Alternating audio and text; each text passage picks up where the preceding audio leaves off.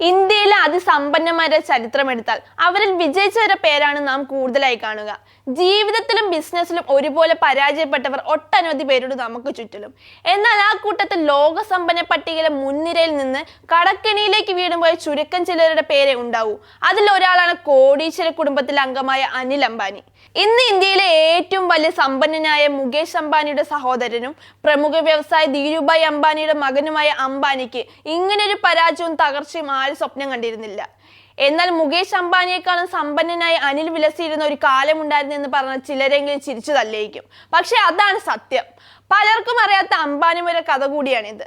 Reliance സ്ഥാപകനായ ധീരുഭായ് അംബാനിയുടെ പെട്ടെന്നുള്ള വിയോഗം മുകേഷും അനിലും തമ്മിലുള്ള ഭിന്നതയ്ക്ക് കാരണമാവുകയായിരുന്നു.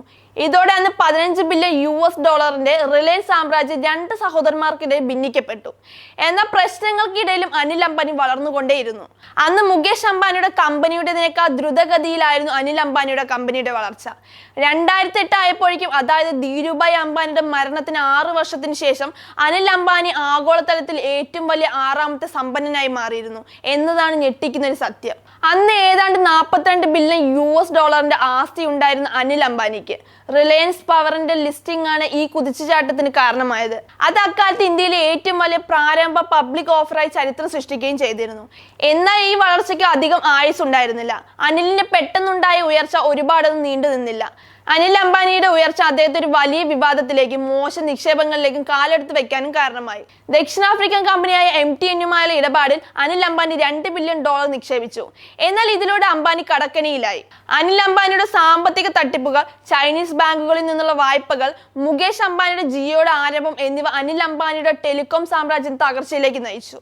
പിന്നാലെ നിരവധി വിവാദങ്ങളും മോശം നിക്ഷേപ തെരഞ്ഞെടുപ്പുകളും അദ്ദേഹത്തിന്റെ അനിവാര്യമായ പതനത്തിലേക്ക് നയിക്കുകയായിരുന്നു.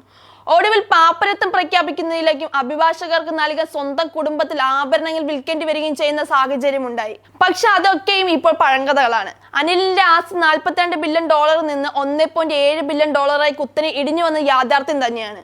എങ്കിലും ഇപ്പോൾ തന്റെ മക്കളുടെ കാര്യത്തിൽ തിരിച്ചു വരികയാണ് അനിൽ അംബാനി എന്ന അധികായൻ. ഈ വെല്ലുവിളികൾക്കിടയിലും തളരാൻ അവർ തയ്യാറായിരുന്നില്ല. അനിലിന്റെ മക്കളായ ജയ് അൻമോൽ അംബാനിയും അനുശൽ അംബാനിയും തങ്ങളുടെ പിതാവിന്റെ ബിസിനസ് സാമ്രാജ്യം പുനർജീവിപ്പിക്കാൻ കാര്യമായ ശ്രമങ്ങൾ നടത്തുകയാണ് ഇപ്പോൾ. ഇതിന്റെ ഭാഗമായി റിലയൻസ് ക്യാപിറ്റൽ പ്രവർത്തന വിജയം നേടുകയും റിലയൻസ് ഇൻഫ്രാസ്ട്രക്ചർ അതിന്റെ കടഭാരം ലഘൂകരിക്കുകയും ചെയ്തിട്ടുണ്ട്. ഇനിയും മെച്ചപ്പെട്ട നിലയിലേക്ക് കമ്പനിയെ വളർത്താനുള്ള ശ്രമത്തിലാണ് അച്ഛനും മക്കളും.